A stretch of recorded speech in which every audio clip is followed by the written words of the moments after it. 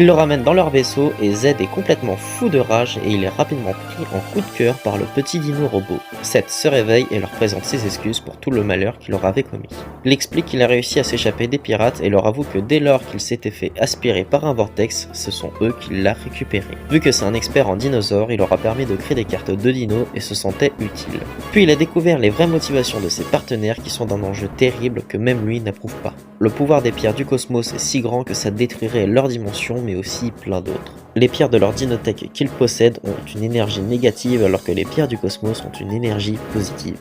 Elles se sont formées lors d'une explosion massive et suite à la météorite qui s'est écrasée sur Terre, elles se sont fait disséminer un peu partout. Les pirates connaissaient l'existence de ces pierres et étaient présents lors du jour J, mais ils se sont fait prendre par l'onde de choc, ce qui leur a rendu leur vaisseau totalement incontrôlable. Ils ont dérivé jusqu'à trouver Seth. D'ailleurs, il rassure les enfants en disant que leurs parents vont bien. Par la suite, il l'emmène dans une chambre enfermée pour être sûr qu'il ne leur fait pas faux bon. Mais bon, il déclenche une fonction sur son assistant qui s'avère être l'un des robots gélatineux des pirates. Il surprend le gang Alpha qui les vint puis libère Seth.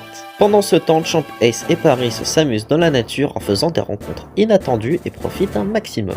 Le Dr Z se demande où est passé l'assistant et découvre Seth en train de voler les pierres. Il prend la fuite et Gabbro lui vient en aide avec Gigas. Max et Rex font alors apparaître Champ et Ace suivis de leur surcapacité en éléments. Les deux se battent du mieux qu'ils peuvent face à l'ennemi mais le pirate utilise explosion de magma qui a failli les toucher. Max poursuit en utilisant la carte d'aptitude coup de foudre qui l'atteint jusqu'à détruire le vaisseau ennemi. Gabbro relance une seconde attaque ce qui provoque un énorme feu de forêt. Les enfants se font prendre en sandwich par les flammes pendant que les parents ont réussi à pirater les caméras extérieures du vaisseau. L'Oméga tente d'intercepter Seth mais il se fait nourrir par des tirs ennemis. Ils n'ont pas le choix de partir et chopent les enfants au dernier moment laissant derrière eux un incendie gargantuesque. Au laboratoire du Dr Reese, on la retrouve avec le Dr Drake, Patrick, Rod et Laura en train de prendre un bon repas mais ils se font surprendre par des plantes tueuses.